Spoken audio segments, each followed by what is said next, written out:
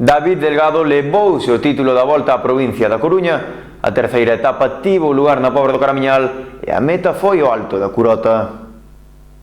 A comarca do Barbanza acollía a última etapa da Volta á provincia da Coruña, que voltaba 2 anos despois, e logo de manterse todo igualado, David Delgado, de Bicicleta Rodríguez Extremadura, decidiu atacar no último quilómetro a subida a Curota para cruzar a liña de meta como primeiro clasificado, logo dun tire e afluxo ao longo de toda a terceira etapa, onde tamén destacou o tramo que pasaba por Ribeira. A subida a Curota era o punto chave da competición, e así o entendeu David Delgado.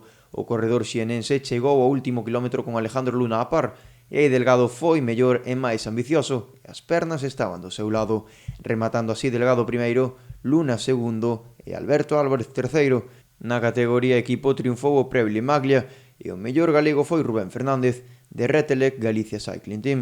Durante a entrega de premios estiveron presentes diversas autoridades como o presidente da Deputación Valentín González Formoso, a deputada de Deportes Cristina Capelán e o alcalde da Pobra do Caramiñal, Xosé Lois Piñeiro.